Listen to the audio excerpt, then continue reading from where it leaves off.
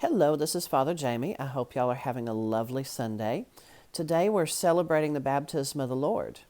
And I just wanted to give you my homily from today and a couple of other little goodies in this video. First off, I'm wearing my University of Kentucky hoodie today. Thanks to Miss Vicky and my buddy Chris for getting me this for Christmas. So, had to, show this off. Go Cats. Well, today I want to reflect on the baptism of the Lord, and starting out by talking about one of my California train trip experiences. A couple of years ago, I went to San Francisco to meet up with my kindergarten teacher, Miss Penner, and we went to one of the 21 mission churches along the coast, founded by Father Junipero Serra, who is now Saint Father Junipero Serra, and we went to Carmel Mission, which is where he is buried. And I got to celebrate Mass there, and it was the first time I had celebrated Mass over the tomb of a saint. It was pretty cool. But something that really stood out to me while we were there was when we went into one of the little chapels, and they had excerpts from Father Serra's diary around the chapel, and one of them talked about Father Serra asking permission from his bishop to do confirmations, or if you're in the Eastern tradition, chrismation, for the native peoples. And it really got me to think about how important baptism is, because for a lot of those people, that might be the only sacrament that they get to receive, because you have to get permission from the bishop in order to do confirmation. And just to simply ask permission would take months, because we're talking, in the settler days, and it would take a letter to get from Northern California to Mexico, weeks, possibly months, on foot or on boat or ship or something.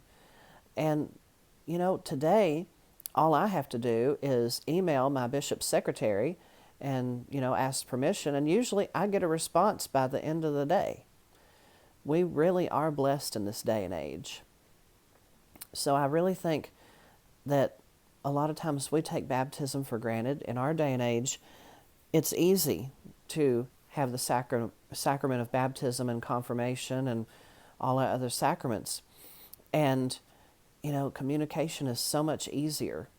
But I think sometimes we take baptism for granted and we look at it as just a hoop to get to the other sacraments. And really, baptism is where everything starts, and it has kind of a pride of place. It's beautiful. And that's one of the first things that Jesus gets ready for us is baptism. That's why he was baptized, not because he was sinful. We know that's not true. He was baptized to purify the baptismal waters for us. And they are extremely important. Now we have to be careful with baptism and not stress out about it. There's some people that say, oh, you have to be immersed, totally dunked in order for it to count. No, that is not true. The early fathers of the church made it clear that it had to be some kind of flowing water, poured, dunked, whatever. But what makes more sense? Because people say all the time, well, baptism means immersion. Well, what makes more sense? Do we immerse our sins away, or do we wash them away? People have some common sense. But there you go. But another thing too that we forget is the Old Testament is the foreshadowing of the church. Now we hear a lot of times mentioned the parting of the Red Sea and how that is the foretaste of baptism. The people going through those waters to get to the other side to safety on the road to salvation. But what we often forget to talk about is what happened before that. The pillar of cloud, the pillar of fire going before the people, going through the Red Sea before them, just like Jesus went to the Jordan River to cleanse the waters of baptism for us. So there's a full foreshadowing there that goes even deeper than what we're used to hearing usually.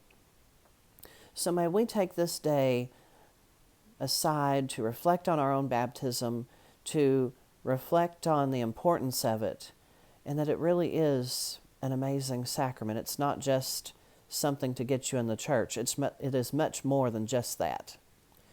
And may we do our best to live our baptismal promises that we make.